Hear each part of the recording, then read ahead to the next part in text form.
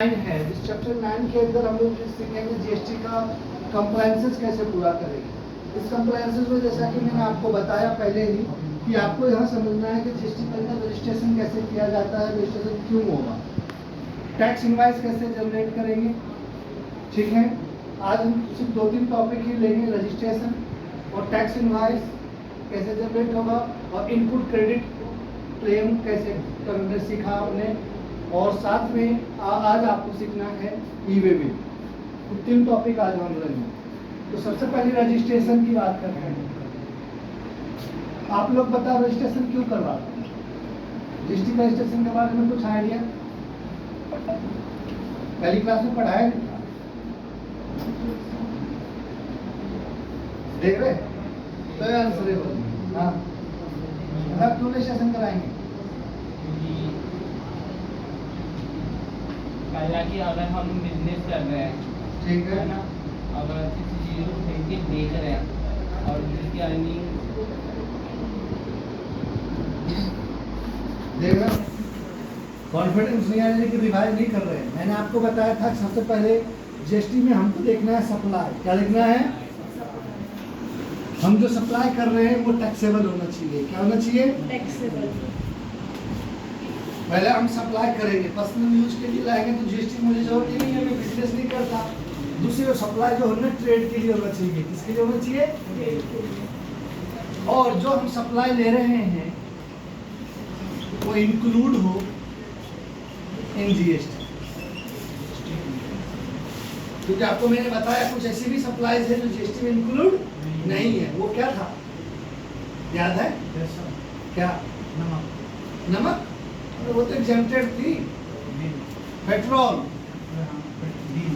देख रहे हो, भूल गए? यही याददाश्त है आपको। तो सबसे पहले आपको देखनी है कि आप जिस चीज़ की सप्लाई कर रहे हो वो टैक्सेबल होना चाहिए, जीएसटी में इंक्लूड होना चाहिए। अब आपको देखना है कि रजिस्ट्रेशन के लिए हमने आपको 2-3 केस बताया था। पहला केस हम आपको बताए थे टर्नओवर के बेस पे, और दूसरा बताया था ट्रांजैक्शन बेस पे, और पीडी जीएसटी हमने आपको बताया था माइग्रेशन के द्वारा। कैसे मिला था हमें? तो तीनों चीजें हम आपको पहली क्लास में। टर्नओवर में मैंने आपको बोला था कि 2 तरह से कैटेगराइज स्टेट को किया है। एक स्पेशल स्टेट, जिसमें हम आपको कितने स्टेट बताए थे? 11 स्टेट थे। ठीक है, सिक्किम वगैरह, मिजोरम वगैरह, ये सब जो मैं स्टेट आपको समझाए थे। और दूसरा रेस्ट ऑफ इंडिया के बारे में मैंने आपको बोला था कि जो स्पेशल स्टेट है उसके लिए टर्नओवर गुड्स के केस में 20 लाख है। कितना लाख है? कब? ये 1 नवंबर 2018 से हुआ है। उससे पहले स्पेशल स्टेट के लिए कितना हुआ करती थी? एज पर 2017 कितना था? 10 लाख। यही रेस्ट ऑफ इंडिया के लिए मैंने आपको बताया था, गुड्स के लिए हो गया है 40 लाख, और पहले यही थी 20 लाख 2017। तो गुड्स में चाहे वो ट्रेड हो, चाहे वो मैन्युफैक्चरिंग हो, सभी आती है। गुड्स का मतलब आपको समझाया था जिसको आप खरीदते हो, बेचते हो, ट्रेडिंग आइटम जिसे कहते हो, इन्वेंट्री कहते हैं, वो लेन देन आप जो करोगे उसके टर्नओवर 20 और 40 लाख था। इसके अलावा मैंने कहा था टर्नओवर के अंदर सभी सप्लाई इंक्लूड किए जाएंगे, चाहे वो टैक्सेबल हो, चाहे वो नॉन जीएसटी हो, चाहे वो जीएसटी वाला आइटम हो। खाली सप्लाई आउटवर्ड आएंगे। क्या आएंगे?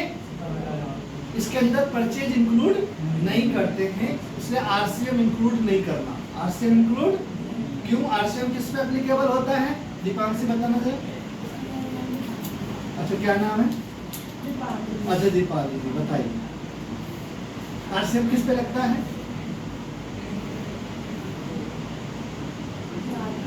इसको याद, रिसिपिएंट ऑफ गुड्स। आरसीएम लगता है बायर के ऊपर, जो खरीदेगा उसके ऊपर। तो आपको ये ध्यान रखना है कि इस टर्नओवर में ओनली सप्लाई आउटवर्ड लिया जाएगा, चाहे वो एग्जेम्प्टेड हो चाहे टैक्सेबल हो। सप्लाई टर्नओवर में काउंट करेंगे। दूसरी बात, हमने कहा था कि ये जो टर्नओवर है वो पैन बेस्ड है। क्या है? यानी कि एक आदमी का जो पैन कार्ड नंबर है उस नाम से वो जो भी बिजनेस करेगा ऑल ओवर इंडिया, सभी का टोटल देखा जाए। तो जरूरी नहीं कि एक दुकान का या एक ऑर्गेनाइजेशन का देखा जाए, पैन बेस्ड हो। क्लियर है? दूसरा हम आपको बताए थे ट्रांजैक्शन बेस। ट्रांजैक्शन बेस में बोला था क्या, जब किसी की कंपनी आप अडॉप्ट करते हो, यानी कि पहले से रजिस्टर्ड है, उसका ओनर मर गया, दूसरा ओनर बना, तो कोई अगर पहले से रजिस्टर्ड कंपनी हम उसको परचेज करते हैं तो इंटरेस्टेड पर सप्लाई होता है उसके केसेस में, ई कॉमर्स ऑपरेटर हो उसके केसेस में मैंने आपको बोला था क्या करना पड़ता है, रजिस्ट्रेशन करवाना है। और थर्ड वन आरसीएम के केस में, इसके ऊपर अगर हमारा आरसीएम हम पे एप्लीकेबल है तो मुझे रजिस्ट्रेशन करवाना ही पड़ेगा। तो ये टर्नओवर की क्राइटेरिया थी रजिस्ट्रेशन की। क्यों रजिस्ट्रेशन करवा? सबसे पहले टैक्सेबल होना चाहिए, सप्लाई जीएसटी में होना चाहिए, ट्रेड होना चाहिए। फिर अगर हम ट्रांजैक्शन बेस्ड आता है तो ट्रांजैक्शन के बेस देखेंगे, टर्नओवर के बेस पे। अब रजिस्ट्रेशन करवाने का प्रोसेस क्या है? तो रजिस्ट्रेशन कराने के लिए सबसे पहला प्रोसेस ये गुड्स के लिए मैंने बताया। सर्विस के लिए मैंने क्या कहा कि सर्विस ऑल ओवर इंडिया के लिए 20 लाख। कितना लाख है? ऑल ओवर इंडिया, चाहे वो स्पेशल स्टेट हो चाहे वो रेस्ट ऑफ इंडिया, सभी स्टेटों के लिए अगर सर्विस का टर्नओवर करते हो तो नवंबर 18 के बाद से गवर्नमेंट इसको एप्लीकेबल किया कि सर्विस भी आ सकता है और उसके लिए 20 लाख है। और आपको एक चीज मैंने पढ़ाया था कंपोजिट सप्लाई के केसेस में, जिसमें 50 लाख तक सर्विस को छूट दिया गया है, तो वो नवंबर से लागू हुआ था। तो इसमें 20 लाख का ध्यान रखेंगे सर्विस के लिए, ठीक है। तो ये चीजें टर्नओवर बेस था। अब आता है जब आप ये जस्टिफाई कर लिए कि मुझे रजिस्ट्रेशन करना है तो आपको रजिस्ट्रेशन का प्रोसेस फॉलो करना है। तो पहला प्रोसेस है कि रजिस्ट्रेशन के लिए मुझे डॉक्यूमेंट चाहिए। तो क्या क्या डॉक्यूमेंट रिक्वायरमेंट है वो मैं आपको लिखवा रहा हूँ, इसको नोट करना है, सब इसको नोट कर लें।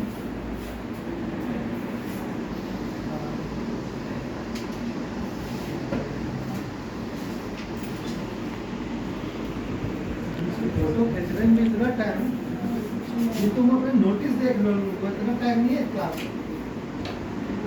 नोट कीजिए। पिछले फोटो लिखने में भी आजकल सबको मेहनत लग रही है, देख रहे? मैं मिटाऊंगा।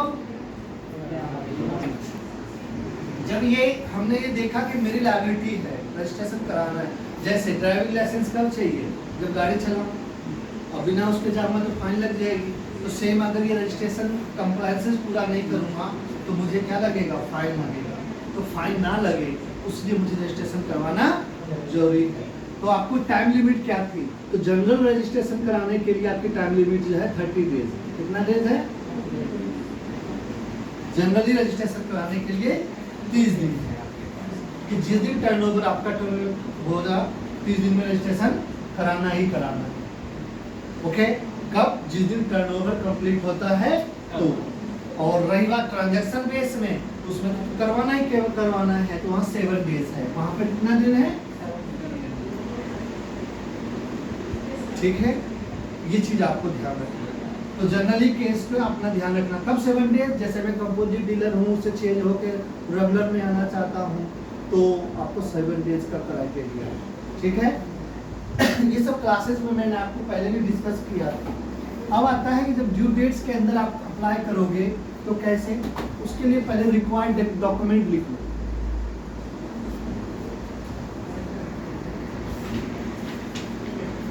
तो सबसे पहले जानते हो उनका सबसे इम्पोर्टेंट है इसके अंदर पैन। तो पैन कौन देता है? इनकम टैक्स डिपार्टमेंट देता है। तो आप पैन की कॉपी ले लोगे कि नंबर गलत ना हो, उस पर जो पैन कार्ड पे नाम लिखा है वो नाम गलत ना हो, तुम कुछ और लिख दो, अकॉर्डिंग टू द पैन आपको नाम लिखना है। इसलिए पैन कार्ड की कॉपी ले लोगे। दूसरी पॉइंट, एड्रेस प्रूफ लोगे। अब एड्रेस प्रूफ में जानते हो खुद का है तो मकान का paper, electricity bill, house tax का बिल, ट्रेड लाइसेंस, ये चीज आपको देना पड़ेगा एड्रेस प्रूफ में। जिसमें आईडी प्रूफ, यानी कि जिस नाम से आप ट्रेड करना चाहते हो उसका प्रूफ क्या है। तो अगर कंपनी है तो कंपनी का मेमोरेंडम ऑफ एसोसिएशन चलेगा, इनकॉर्पोरेशन सर्टिफिकेट चल जाएगा, पार्टनरशिप डीड का पार्टनरशिप डीड एग्रीमेंट चलेगा। प्रोप्राइटरशिप के केसेस में उसका पैन कार्ड ही होता है, ज़्यादा एक लेटर हेड वो बनाएगा, उस लेटर हेड पे कंसर्न देगा कि मेरा बिजनेस का ट्रेड ये है, मैं इसका ऑनर हूँ और हम इस पे ये बिजनेस करने वाले हैं। जो भी बिजनेस करेगा, ट्रेडिंग करेगा, तो वो अपना साइन करके दे देगा, तो वो लेटर हेड पे बना के देगा और उस ऑर्गेनाइजेशन के नाम से एक स्टैम्प बनाना है, मोहर जिसे हिंदी में कहते हैं, वो लगे होनी चाहिए। तो उसका प्रूफ देगा कि ट्रेड जो वो रखना चाहता है नाम, उसका ये आइडेंटिटी। अदरवाइज ट्रेड लाइसेंस भी ले सकता है। और आजकल तो जानते हो आधार बेस्ड MSME की रजिस्ट्रेशन मिलता है, वो सब भी प्रोप्राइटर में चलेगा। उसके बाद हमारे ऑनर्स का डिटेल चाहिए। ऑनर जानते हो प्रोप्राइटर किस में सेल्फ होता है, प्रोप्राइटर के केस में क्या होता है, सेल्फ। तो वो अपना डिटेल देगा, क्या उसका नाम, फादर नेम, उसके घर का एड्रेस, उसका मोबाइल नंबर, ईमेल आईडी, ये उसको अपना डिटेल्स में देना पड़ेगा। दूसरा, ऑनर में आप पार्टनरशिप है तो सभी पार्टनर का डिटेल देना होगा। डायरेक्टर जो एक्टिव डायरेक्टर है उन डायरेक्टर्स का डिटेल देना होगा कंपनी केस में। तो उसको एनजीओ केस में उसका जो मेंबर्स है, जो एक्टिव मेंबर्स है, जो उसे गवर्निंग बॉडी कहते हैं, उनकी डिटेल्स यहाँ पे देनी पड़ेगी। उनकी प्रूफ में क्या क्या लगेगा, photo, passport size, authority letter, कहो या कंसेंट फॉर्म कहो, वो देना पड़ेगा कि you are authorised on behalf of the company as a acting of signatory for GST। तो वो आपका एक फॉर्मेट है, वो आपको देना होगा। तो ये डॉक्यूमेंटेशन देने को आपको अटैच करना है रेट फॉर्म में, ठीक है। तो ये चीजें जरूरत है। और इसके आधार नंबर क्या चाहिए। आजकल आधार नंबर को KYC करा जाता है। KYC कैसे होता है, कोई भी आधार नंबर दे देगा फिर तो उसके OTP जाएगा, तो हाँ फोन पे, तो वो उसके द्वारा वेरीफाई करेगा, तो आधार ऑथेंटिकेट हो जाएगा डिपार्टमेंट से कि आधार नंबर सही है। ये फॉर्म में रिक्वायरमेंट है। तो ये डिटेल आपको डॉक्यूमेंट चाहिए। आफ्टर दैट डॉक्यूमेंटेशन अब मुझे GST का प्रोसेस करना है। तो GST का साइट आपको जैसे बताया था मैंने, www.gst.gov.in, इसको हम GSTN बोलते हैं। क्या बोलते हैं, goods and service tax network, and for network. और वही नंबर मिल जाता तो नंबर लोग बोल देता है, बट साइट का नाम है gst.gov.in। इस साइट पे जाके फर्स्ट टाइम आपको रजिस्ट्रेशन कराना पड़ेगा। क्या करना पड़ेगा, कोई भी ऑर्गेनाइजेशन को ऑप्ट करने के लिए उसमें हमको मेंबरशिप लेना पड़ता है। तो रजिस्ट्रेशन हमारा GST का मेंबरशिप होता है कि हम ट्रेड कर रहे हैं आपके साथ। तो इस रजिस्ट्रेशन में जाने के लिए मैंने आपको बोला ही था कि इसमें आपके पास फॉर्म होता है REG 01, ये न्यू रजिस्ट्रेशन के लिए है। इसके लिए है, तो आपने अपने क्राइटेरिया देख लिया कि मुझे रजिस्ट्रेशन करवाना है और क्यों कराना है, किस तरह से कराना है। आफ्टर दैट आप रजिस्ट्रेशन पे जाके क्लिक करोगे तो आपसे पूछेगा एज ए टैक्स पेयर आप रजिस्टर्ड होना चाहते हो, as a GST practitioner registered होना चाहते हो, या ऑप्ट किए हो किसी का, सारा वहाँ पे ऑप्शन है। तो आप एज ए टैक्स पेयर लोगे। क्या लोगे, टैक्स पेयर मतलब क्या, मैं खुद अपना रिटर्न भरूंगा, खुद करूंगा, उसे टैक्स पेयर कहते हैं। तो टैक्स पेयर पे क्लिक करके पहले पार्ट A कंप्लीट करोगे। क्या करोगे, उसके अंदर आपको खाली बताना है स्टेट, किस स्टेट के लिए रजिस्टर्ड हो रहे हैं। तो क्या आपको मैंने बताया था कि हर ट्रेड को हर स्टेट में एक रजिस्ट्रेशन मिनिमम जरूरत है, अगर उस स्टेट में वो बिजनेस कर रहा है तो स्टेट बताना पड़ेगा, डिस्ट्रिक्ट बताना पड़ेगा, ठीक है। फिर पैन के ऊपर जो नेम है, PAN name as per PAN, वो नाम आपको बतानी है। देन पैन नंबर बताना है, ईमेल आईडी बतानी है और मोबाइल नंबर बताना, ठीक है। इस डिटेल को फिल करके आप लोग जब उसको सबमिट करोगे, स्क्रीन कोड जिसे कैप्चा कोड कहते हैं, वो आप डाल के तो आपके मोबाइल पे और ईमेल पे OTP आए। जो ये पैन कार्ड दिए हो या पैन नेम, उसको इनकम टैक्स वेरीफाई कर देता है कि पैन नंबर सही है कि सही नहीं। अब पता है ईमेल और मोबाइल को वेरीफाई कौन करेगा, तो उन पे OTP आएगा। तो ईमेल पे ईमेल का OTP और मोबाइल पे मोबाइल का OTP, दोनों OTP देके हम उसको वेरीफाई कर देंगे। जब इसको हम वेरीफाई कर देंगे पार्ट ए को, तो हमको मिलेगा पार्ट बी। पार्ट बी में हमको क्या होगा, TRN नंबर जनरेट हो जाता है, इसको टेम्पोररी रेफरेंस नंबर हम बोलते हैं, जो कि 11 डिजिट का होएगा। यह नंबर आपके मोबाइल पे SMS के द्वारा आ जाएगा, ईमेल पे आ जाएगा, या उस समय जब सबमिट किया स्क्रीन पे रहेगा। इसको कॉपी कर लो। अब अगली बात TRN लॉगिन करोगे। क्या लॉगिन करोगे? पहली बार पार्ट ए में ये वेरीफाई किया, TRN नंबर आ गया, TRN लॉगिन करेंगे। आफ्टर TRN लॉगिन वो नंबर आप दोगे जो TRN में आया, फिर आपको OTP अगेन आएगा वेरीफाई करने के लिए। वो OTP देने के बाद आपको REG 01 एप्लीकेबल है। अब जो ये फॉर्म है ड्राफ्ट फॉर्म है, यानी ब्लैंक फॉर्म, आपको इसको भरने का टाइम दे रहा है, 15 दिन का टाइम मिलेगा। आप अभी भर रहे हो तो आप अभी ही कर लो, कौन 15 दिन के लिए रुकेगा। लेकिन आपके पास टाइम है कि within 15 days after TRN login आप रजिस्ट्रेशन कर सकते हैं। ठीक है, इस TRN लॉगिन पे जब जाओगे तो आपको डिटेल देनी है, जो कि मैं प्रैक्टिकल क्लासेस में करवाऊंगा आपको बाकायदा GST के साइड से। बट फिर भी मैं कुछ चीज़ें आपको इन्फॉर्मेशन दे रहा हूँ, इसको नोट करना है, नोट कर लीजिए। तो समझ में आ गई सभी को? सर पहले हम पार्ट ए को कंप्लीट करेंगे, फिर जाके TRN आएगा ना। जी जी। तो पार्ट ए जैसे हम इस पे जाके फिर लॉगिन करेंगे, पहले रजिस्ट्रेशन पे जाएंगे, स्टेशन पे जाएंगे, फिर रजिस्ट्रेशन जैसे जाएंगे तो बोलेगा टैक्स पेयर करना है। टैक्स पेयर लेते ही ये डिपार्टमेंट खुल जाएगा, ये खुलते ही अब भर देंगे तो लॉगिन OTP होने के बाद TRN आ जाएगा। फिर TRN जब ऑप्शन लॉगिन हो जाएगी तो रजिस्ट्रेशन। ठीक है, आफ्टर रजिस्ट्रेशन तो रजिस्ट्रेशन क्या है, फॉर्म है, उस ड्राफ्ट वाले पेज पे क्लिक कर लेना, आपको पूरी फॉर्म खुल जाएगी। जो फॉर्म रजिस्ट्रेशन 01 का खुलेगा उसमें सबसे पहले आपको बिजनेस डिटेल देना है। क्या देना है? तो जो आपने पार्ट ए में भरा था वो नाम पहले लिख के आएगा कि एज पर लीगल नेम, यानी कि एज पर पैन, आपका पैन नंबर ये है, नाम ये। ट्रेड का नाम आप क्या चाहते हो? ट्रेड का नाम अलग होता है, कंपनी का नहीं होता है, प्रोप्राइटरशिप में अलग हो जाता है। मैं पंकज कुमार हूँ, लेकिन मैं दुकान या बिजनेस का नाम कुछ और रखना चाहता हूँ। मैं Pankaj enterprises, Pankaj coaching centre, Pankaj classes ऐसा रखना चाहता हूँ। तो जिस नाम से मैं बिजनेस करूँगा या ICA तो वो लिखूंगा, वो उसे ट्रेड में लिखते हैं। But partnership form, NGO, company हमेशा अपने नाम से ही बनती है, तो वही नाम उनका ट्रेड नाम है, वही नाम उनका क्या होगा, वो डिफरेंट नहीं होगा। वो डाल वहाँ ऑप्शन देता है कि ट्रेड नेम में प्रोप्राइटर केस में कि 1 से 2 नाम दे सकते हैं, तुम्हारी इच्छा है। जो कहीं उस नाम का हो तो वेरीफाई करे तो 2 हो जाए।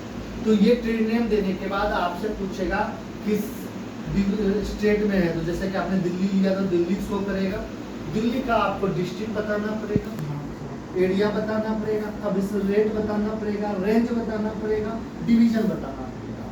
ये चीज़ें मिलेंगी कैसे? वहाँ पे लिंक होता है, लिंक पे क्लिक करोगे तो सबसे पहले आपको पूछेगा स्टेट, स्टेट बताओगे, स्टेट के बाद आपको डिस्ट्रिक्ट पूछेगा, डिस्ट्रिक्ट बता दोगे, फिर एरिया बता दो, उसके हिसाब से आपको कमीशन रेट, रेंज, डिवीजन मिल जाएगा। वो देने के बाद अब आपको बतानी है वहाँ पे डिटेल्स, मोबाइल नंबर, ऑर्गेनाइजेशन, इसका ईमेल ID, ऑर्गेनाइजेशन।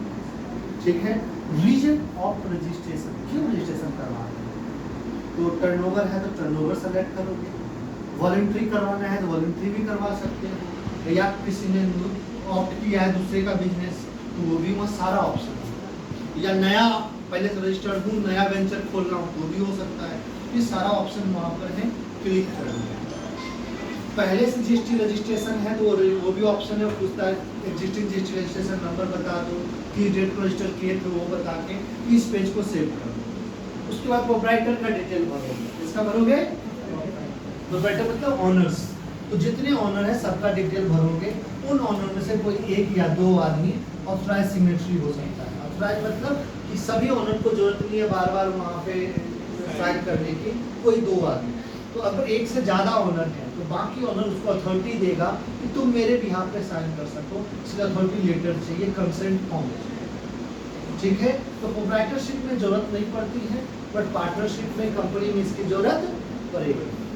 ऑनर की फोटो लोगे, उनके पर्सनल डिटेल यानी कि नाम, फादर नेम, ईमेल आईडी, घर का address, mobile number, pan number, ये आपको बताना। डेजिग्नेशन क्या है ये भर के फोटो और वो अथॉरिटी लेटर से आप ऑनर डिटेल फिक्स कर दोगे। बहुत फॉर्म बज रहे थे। उसके बाद आपका अथॉरिटी लेटर के बाद प्रिंसिपल प्लेस बताओगे, यानी कि आपके बिजनेस जिस एड्रेस पे बिजनेस करेगी रजिस्टर्ड जहाँ होगी वो एड्रेस बताओगे, उसको हम बोलते हैं प्रिंसिपल प्लेस। उस प्रिंसिपल प्लेस में पूरी एड्रेस डिटेल वो कंपनी का देना है, उसके रिगार्डिंग प्रूफ लगाना है। तो अगर मेरा पूछेगा कि रेंटेड है, अपना है, कैसा है, तो जैसा दोगे उस हिसाब से प्रूफ लगा के स्कैन कॉपी लगाना, साइज वहाँ लिखा होता है कि पीडीएफ या जेपीजी लगाना है, वो अपडेट कर दो। इवन पूछेगा कि उस बिजनेस का कोई एडिशनल प्लेस भी है, तो पहली बार में तो नहीं होता, लेकिन बाद में मानो एक जगह दुकान मेरा चल गया, दूसरी जगह मैं सेम स्टेट में खोलूंगा, तो मैंने आपको बोला डिफरेंट रजिस्ट्रेशन की जरूरत नहीं है, उसे एडिशनल प्लेस ऐड कर सकते हैं। ठीक है, फिर अपने आपको गुड्स और सर्विस बतानी है, जिसमें HSN कोड और SSC कोड बताना है। अगर एक ही करते हो तो एक कोड है और एक बताओगे। अगर आपके यहाँ मल्टीपल आइटम सेल होते हैं, मैं परचून की दुकान चलाता हूँ और उसमें 1000 आइटम, तो मैं सभी आइटम का नाम नहीं लिखूंगा, टॉप 5 आइटम लिखूंगा। ठीक है, और सिंगल करते हैं तो सिंगल लिखते हैं, जरूरी नहीं कि पूरी स्वाद लिस्ट तो उसमें लिख दूँ, मिनिमम 5 आपको बताना है अगर ज़्यादा आइटम है तो। और सिंगल है तो कोई बात ही नहीं, एक होता है। मान लो कि तुम गुड्स का ही करता हो तो गुड्स बताओ, सर्विस बताने की जरूरत नहीं है, दोनों करते हो, आपका ट्रेडिंग में है तो दोनों कोड बताओ। उसके बाद आपको स्टेट स्पेसिफिक इंफॉर्मेशन देनी है कि अगर स्टेट में आपके पास एक साइज रजिस्टर्ड पहले से हो, जैसे मानो मैं पेट्रोल का काम करता हूँ तो मेरे पास होगा ना, और साथ में कुछ और भी सर्विस करता हूँ उसमें GST है, बस दोनों नंबर हो सकते हैं। तो मुझे एक साइज का रजिस्ट्रेशन नंबर, एम्प्लॉय को टैक्स लगता है तो एम्प्लॉयमेंट का रजिस्ट्रेशन होता है, तो वो अगर कोई और दूसरा रजिस्ट्रेशन है तो उसके नाम, नंबर और रजिस्ट्रेशन डेट वगैरह बताना है। नहीं है तो उसको लीव कर सकते हो, नोट एप्लीकेबल स्किप कर सकते हो। उसके बाद आपको उसको वेरीफाई करना होगा कि मैंने अभी तक जो भी इंफॉर्मेशन दिए हैं मेरे तरफ से ओके है, डिक्लेरेशन जिसे कहते हैं, और जो ऑथराइज्ड सिग्नेटरी था उसका वहाँ नाम शो करेगा, सेलेक्ट कर लेना। OTP के द्वारा EVC सिग्नेचर होता है।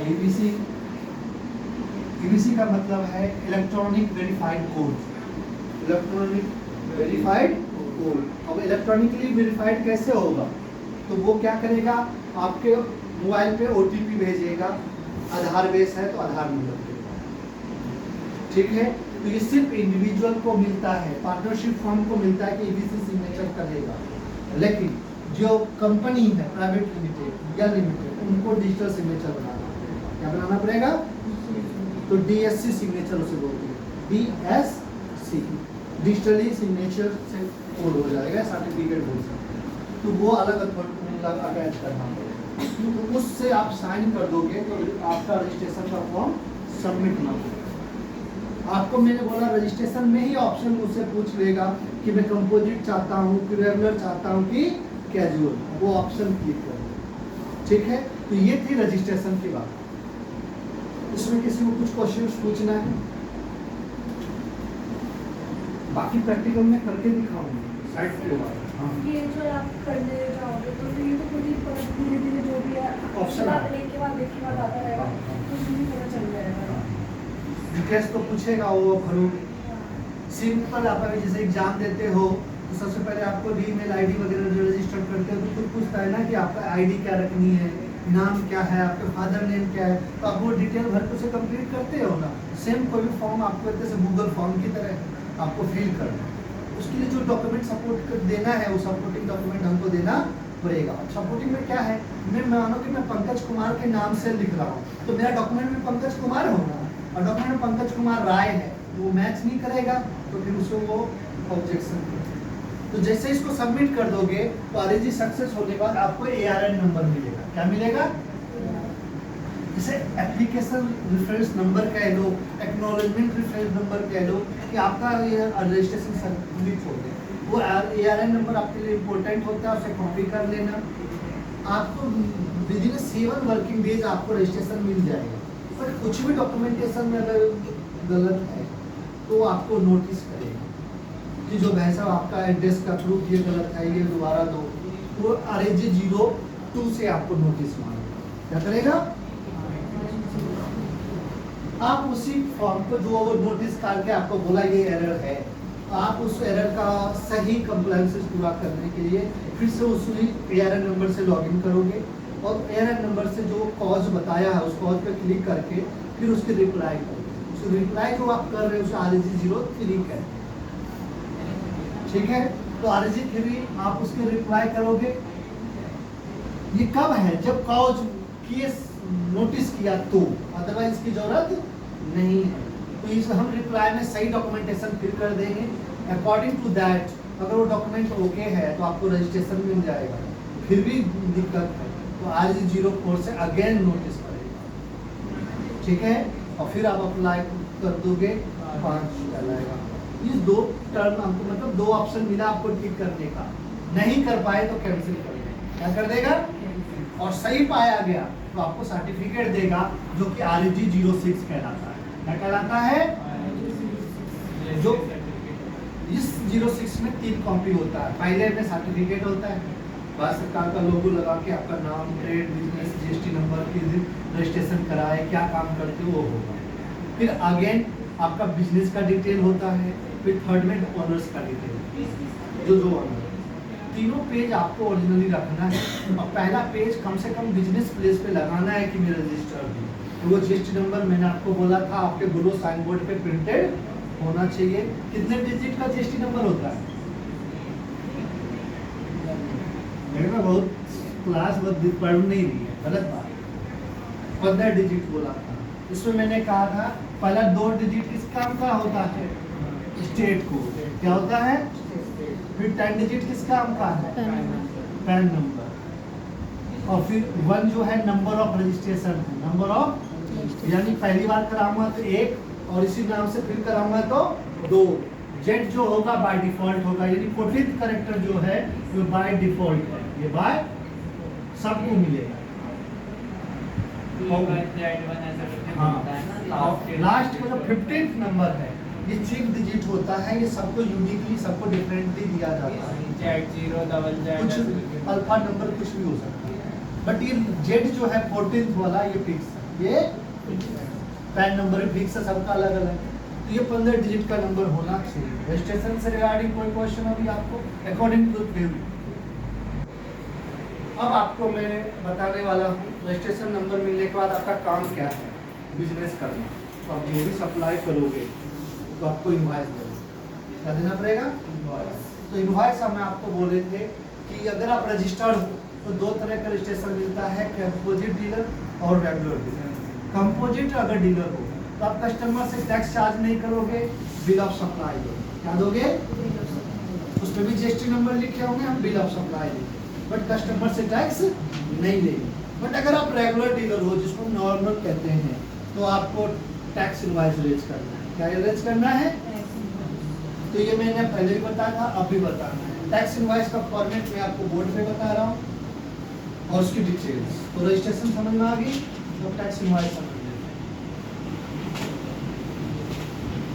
टैक्स इनवॉइस कौन देगा? सप्लायर देगा। इन केस नॉर्मल डीलर, क्या है वो? ओके, ओनली नॉर्मल डीलर देगा और कोई डीलर टैक्स इनवॉइस एक तरह से कहते हैं जो टैक्स ले सकता है वो टैक्स इनवॉइस देगा, जो टैक्स कलेक्ट करेगा वही टैक्स इनवॉइस देगा। तो टैक्स कलेक्ट करने का राइट उसी को है जिसके पास लाइसेंस। तो जानते हो ना, रोड पे रोड टैक्स कौन लेता है? जिसका रोड टैक्स का लाइसेंस होता है। पार्किंग में पार्किंग चार्जेस कौन लेता है? जिसके पास टोल पार्किंग लेने का लाइसेंस होता है। सेम मुझे टैक्स लेने का लाइसेंस नॉर्मल डीलर के रूप में मिला है, तो मुझे तभी टैक्स इनवॉइस दूंगा। अगर मैं टैक्स इनवॉइस दूंगा तो देखो बिल तो एक ही तरह का सबका होता है, बट अंतर हो जाता है। इस पे टॉप पे लिख के आएगा टैक्स इनवॉइस। क्या लिख के आएगा? इसी को लोग टैक्स बिल भी बोलते हैं। कोई फर्क नहीं पड़ता कि तुम्हारे मन में ऐसा टैक्स बिल कौन सा नया है, इनवॉइस मतलब ही बिल। उसमें क्या करना है, सबसे पहले अपनी डिटेल, कोई भी बेचता है तो पहले अपनी इंफॉर्मेशन देता है। तो कंपनी नेम, एड्रेस, ठीक है, अपना जीएसटी नंबर, ये डिटेल्स हम आपको, एड्रेस में मोबाइल नंबर, ईमेल आईडी सब होता है, तो सारा कुछ आपको डिटेल देना है। उसके बाद आ जाता है बिजनेस से रिगार्ड, तो यहाँ बिल नंबर, डेट, ठीक है, पार्टी का नेम एंड एड्रेस, और जीएसटी नंबर है तो जीएसटी नंबर, जीएसटी नंबर है तो, और नहीं है तो नहीं लेंगे। तो एड्रेस है तो भी एड्रेस पता करना है। क्यों एड्रेस जरूरत है बताओ? ये मैंने आपको पढ़ाया था प्लेस ऑफ सप्लाई के लिए, इसके लिए चाहिए हाँ, लोकल होगा तो फिर कौन लगाएंगे, तो ये आपको बताना होगा प्लेस ऑफ। उसके बाद particulars, quantity, rate, value. Particular में वैसे आइटम का नेम आता है, क्या आता है? प्रोडक्ट नेम जिसे कहते हैं। उसका क्वांटिटी लिखोगे, और एक कॉलम और बना सकते हो HSN कोड का। आपको ऐसे HSN कोड तो मैंने बोला है 1.5 करोड़ के बाद जरूरत है, बट यहाँ पे अगर लिखना है तो आप लिख सकते हो HSN कोड। क्वांटिटी मानो 10 है, रेट 100 रुपये का है तो यहाँ 1000 रुपये है। इस तरह से सभी आइटम को बताना है। फिर आपको टैक्स बतानी है। टैक्स में आपको बोला प्लेस सप्लाई अगर इंट्रा स्टेट है तो CGST लिखोगे और SGST लिखोगे, और अगर place of supply inter state है तो IGST लिखोगे, और एट द रेट जो भी हो, रेट से 6% 12% है तो 6% हो जाएगा। यहाँ 600 रुपये, उसे 60 रुपये और 60 रुपये, और यहाँ टोटल 1100। तो यहाँ उसका वर्ड में भी लिखना है। क्या लिखना है? 1000, 100, ये लिखना जरूरी है। साथ में सिग्नेचर चाहिए, नेम ऑफ कंपनी का चाहिए, और टर्म ऑफ कंडीशन। लिख रहे होता ना टर्म कंडीशन में, वापस कैसे होगा, चेक किस नाम से बनाना है, सारा डिटेल किसमें लिखेंगे? Term of condition. तो ये इनवॉइस बनाओगे। ये इनवॉइस का कॉपी मिनिमम 2 कॉपी बनाना है। कितना कॉपी बनाना है? ओरिजिनल किसके लिए चाहिए? बायर के लिए, ठीक है, यानी कि रिसिपेंट के लिए। इसके लिए, और डुप्लीकेट सेल्फ के लिए, अपने लिए नॉर्मल। लेकिन अगर बाय ट्रांसपोर्ट जाता है, किसके लिए जाता है? तो फिर 3 कॉपी बनाना पड़ेगा। ओरिजिनल अपने लिए, डुप्लीकेट ट्रांसपोर्टर के लिए, और डुप्लीकेट। इसी तरह एक्सपोर्ट करेंगे तो 4 भी हो सकता है, कभी 5 भी हो सकता है। ये नंबर ऑफ ट्रांजैक्शन डिपेंड करता है मूवमेंट कैसा है। क्या है? अब जो ये इनवॉइस बनेगी तो मिनिमम 72 मंथ तक इसको मेंटेन करके रखना है। 6 साल का रिकॉर्ड मेंटेन करना है, कोई भी बिल मिस नहीं होना चाहिए। इनवॉइस का जो सीरियल नंबर है पूरे साल में सेम चलेगा, सीरीज नहीं बदलेगा। जैसे कि मानो कि पहले महीने में 1 से शुरू किया, 30 दिन में 30 नंबर तक खत्म हुआ, तो अगले महीने फिर से 1 से नहीं शुरू करना है। वो पूरे मार्च तक वही सीरीज चलेगा। इनवॉइस सीरीज बदलेंगे नहीं, नेक्स्ट ईयर कुछ भी कर सकते। समझ में आ गई बात है? अब ये बिल बनने के बाद इसमें कुछ गलती होती है। बिल दे दिया, सामान भी दे दी, और बिल में कोई मिस्टेक होगा तो इसकी सप्लीमेंट्री इनवॉइस जनरेट करेंगे। क्या करेंगे? सप्लीमेंट्री इनवॉइस को हम debit note and credit note कहते हैं। क्या कहते हैं? एंड ये सप्लीमेंट्री इनवॉइस कब देना पड़ता है?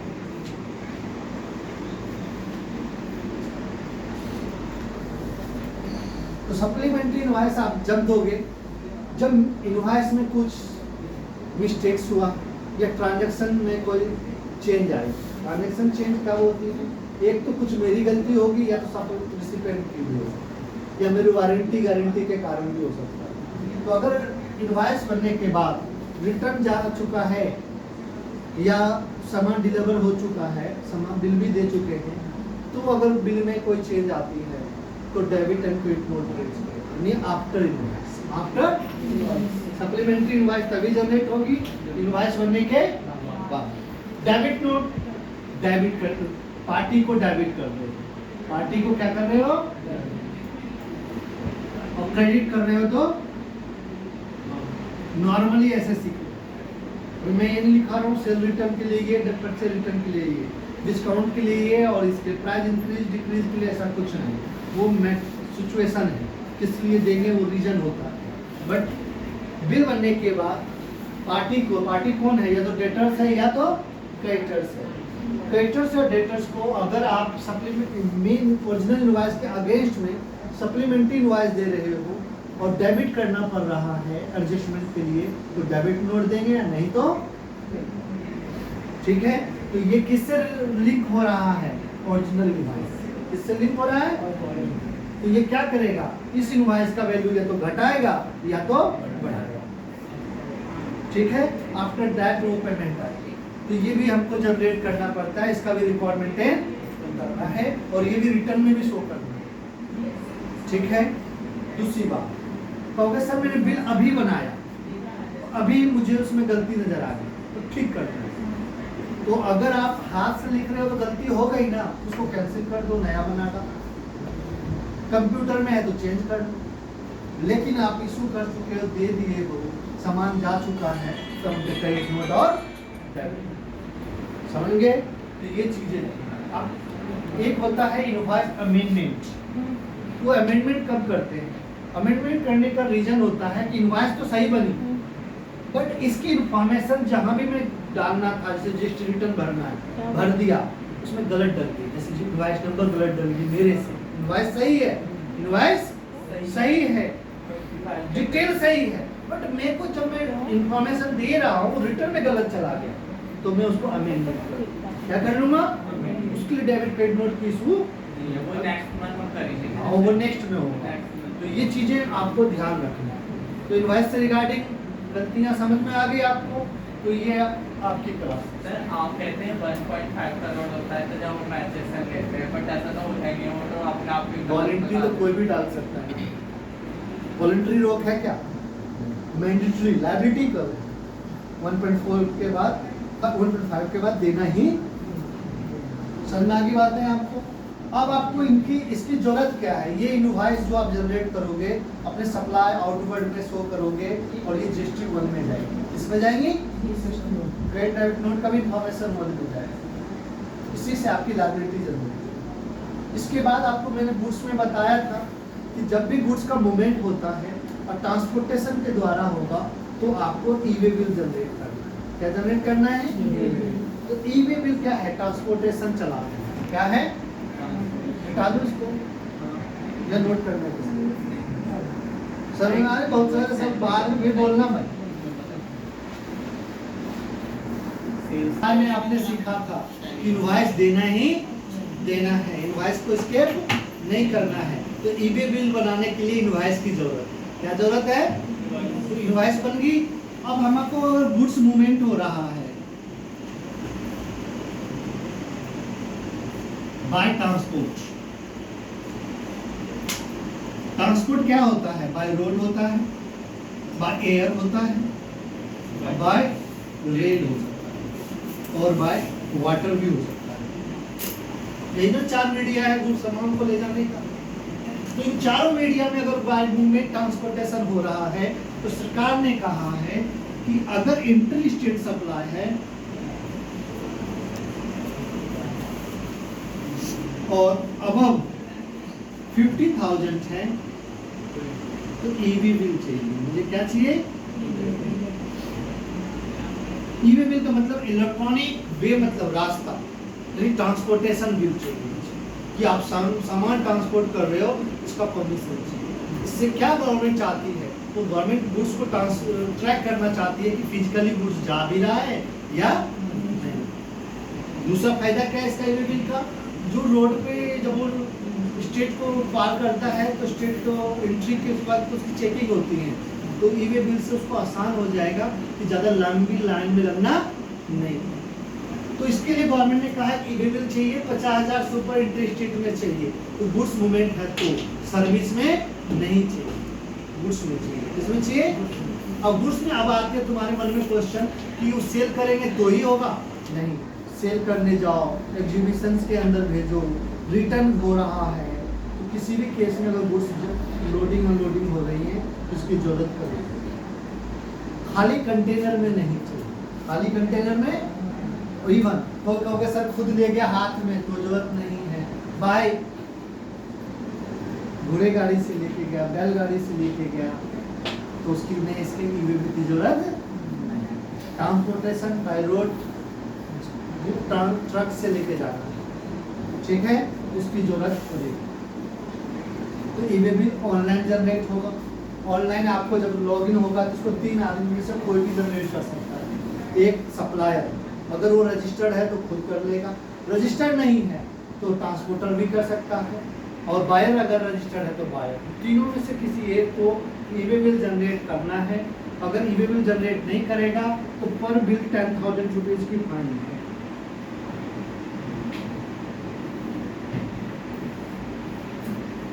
तो गुड्स मूवमेंट होगी 50 से ऊपर ई वे बिल, क्लियर है? और ऑनलाइन बनेगा, ऑनलाइन में क्या होगा, बायर का डिटेल, सेलर का डिटेल और ट्रांसपोर्टर का डिटेल, तीनों का डिटेल देना है, नाम, एड्रेस, गाड़ी नंबर, ड्राइवर का नाम, उसका फ़ोन नंबर, अपना बिल का डिटेल, क्या सामान जा रहा है, कितना क्वांटिटी है, टैक्स क्या है, ये सारा डिटेल उसमें भरेंगे। तो ये थी थ्योरी बच्चों। अब इसके प्रैक्टिकल हम लोग क्लासेस में करेंगे, बताइए। तो इस चैप्टर में हाफ टॉपिक मैंने आज कंप्लीट किया है, registration, invoice, credit note and debit note. और ये 2 चीज़ इसमें रह भी गया है क्रेडिट नोट से रिगार्डिंग, एक पेमेंट वाउचर और एक रिसिप्ट वाउचर। उसकी भी जरूरत पड़ेगी मेंटेन करने की, जब आप सर्विस देते हो, एडवांस पैसा पेमेंट ले रिसीव कर रहे हो, तो सर्विस केस में एडवांस पे भी जीएसटी देना पड़ता है और आरसीएम केस में एडवांस पे भी देना पड़ता है। तो पेमेंट और रिसीव में तो वाउचर भी बनाना पड़ेगा, सिर्फ ओनली सर्विस केस में और आरसीएम केस, अदरवाइज इसकी जरूरत, ठीक है। चलो ठीक है, बाकी नेक्स्ट क्लास में करेंगे। Okay, bye.